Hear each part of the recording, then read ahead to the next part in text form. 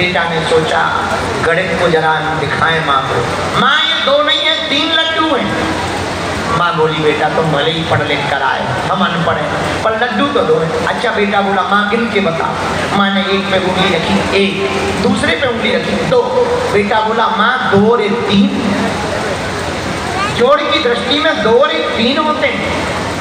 माँ बोली जोड़ में जरूर 3 होते हैं, पर लड्डू तो 2 हैं। बेटा बोला नहीं 3 है, फिर से गिनो 1 2। माँ 2 और 1 3। माँ बड़ी हैरान। बेटा चमत्कार दिखाए गणित का।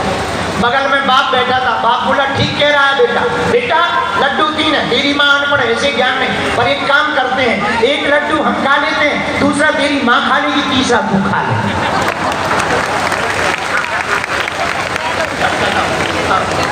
तब उन्हें समझ में आया बाप आकर बाप होता है, बस इसी का नाम बाप आकर बाप होता है। इसलिए सज्जनों कभी भी भक्ति के सामने, संत के सामने, गुरु के सामने, माँ बाप के सामने अपने आप को कितना भी बड़ी उपलब्धि पालो, पर बड़ा नहीं बताना चाहिए।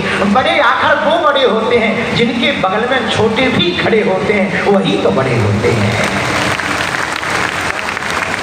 कुछ लोग इतने बड़े बन जाते हैं तो उनके बगल में कोई खड़े ही नहीं हो पाते हैं।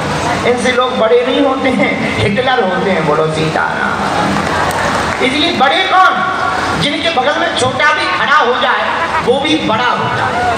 जिनके बगल में अगर छोटा भी खड़ा हो जाए तो वो भी बड़ा हो जाए। एक संत कहते थे झुकते वही हैं जिसमें जान होती है, अगर तो एक मुर्दे की पहचान होती है। बड़ा बनने का मतलब ये नहीं है कि तुम बड़े हो जाओ तो कोई तुम्हें छू ना पाए। बड़े का मतलब ये है कि कोई छोटा बगल में आ गए वो भी। अच्छा देखो गणेश जी बैठे, यहाँ बैठे गणेश, यहाँ गणेश जी बैठे, संसार में तो बैठे होंगे, बोलो हाँ जी ना जी। अच्छा गणेश जी का वाहन क्या है? चूहा। इसका एक शब्द है मूसक। चूहा गणेश जी का वाहन। हम एक दिन सोच रहे थे कि गणेश जी ने चूहा ही क्यों चुना? हाथी चुनते, ऊंट चुनते, वाहन बना नहीं था, डायनासोर बना दिया, चूहा को ही क्यों वाहन बनाए? हमें एक बात समझ में आई, प्रथम पूज्य वही व्यक्ति हो सकता है जिसके वजन को छोटे से छोटा आदमी उठाए।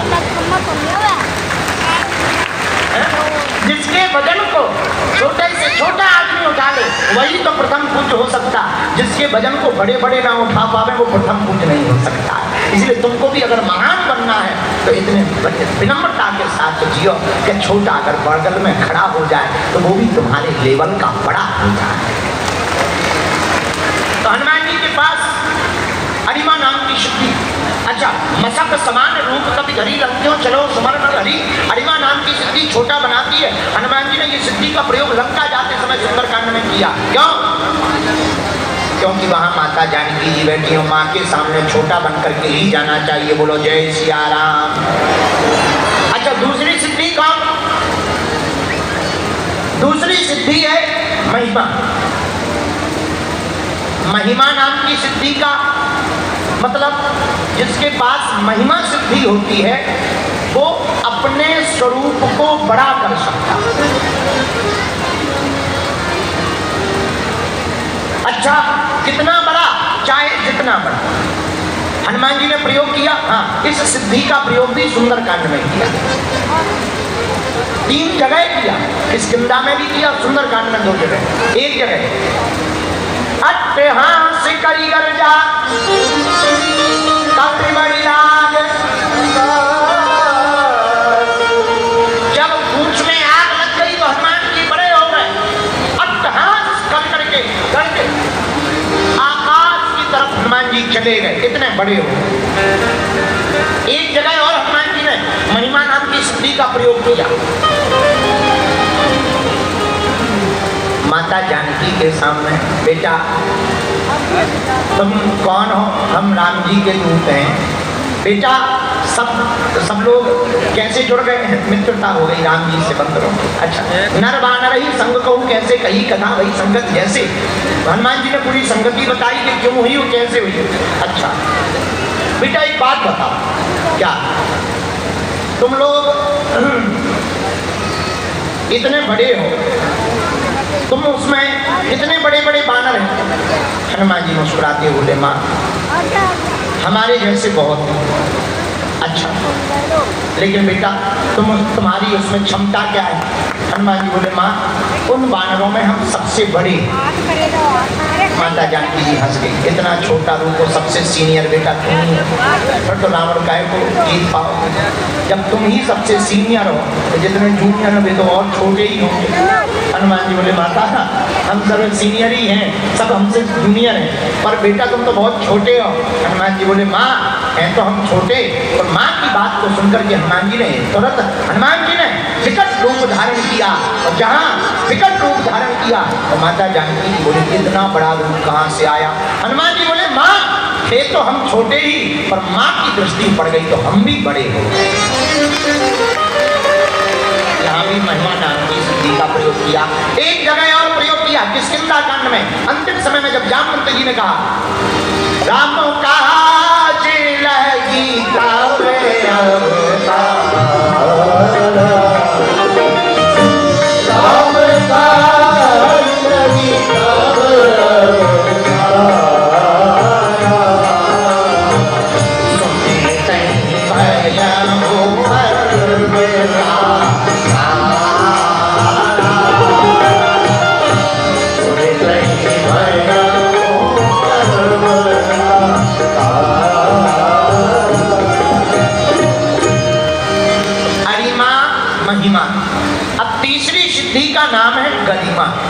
सिद्धियों की बात बता रहे, ध्यान से सुनना। आप लोगों ने चौपाई तो पढ़ी होगी अष्ट सिद्धि, पर बताओ वो 8 सिद्धियां कौन कौन है? हमने 3 बार बता दी, तुम बताओ दांत निकाल दो। चौपाई कर पढ़ रहे हैं अष्ट सिद्धियों में ध्यान के मतलब। और कुछ लोग तो हनुमान जी का हनुमान चालीसा ऐसे पढ़ते हैं बजरंगी बली बचाएं, सब पाउडर लगा जा रहे हैं करते नहीं। यहाँ सीधा दो महावीर जब कुछ लोग सावन लगाते हुए हनुमान चालीसा पढ़ते, सावन लगाते जा रहे हैं और कर रहे कंचन वरन विराज सुवेता अटरी के बड़े नकटा। अरे भैया हनुमान चालीसा रटना नहीं है, हनुमान चालीसा पढ़ना है। हम नहीं कह रहे हनुमान चालीसा पढ़िएगा तब उसमें लिखा जो यह पढ़े हनुमान, जो यह पढ़े हनुमान वो सीधी साखी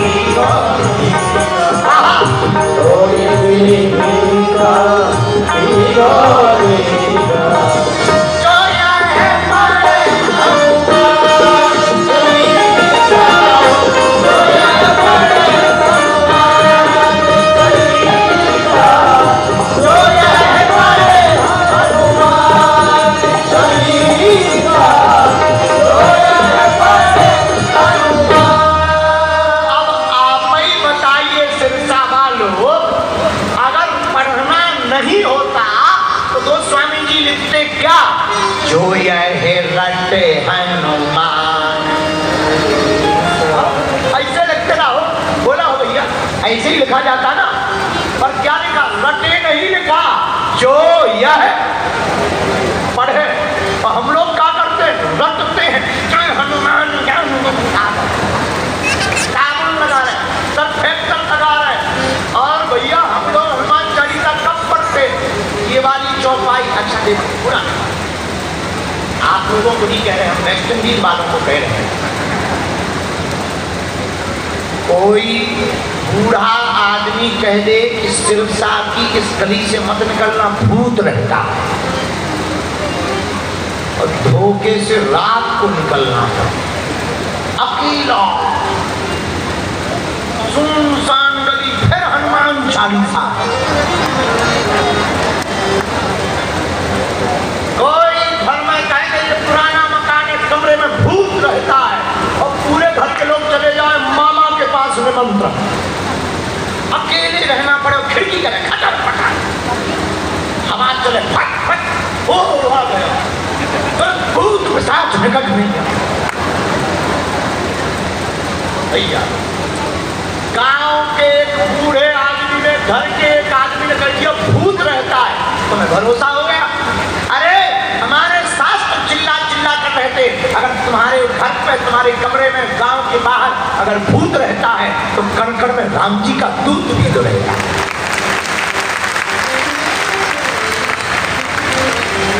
मूर्खता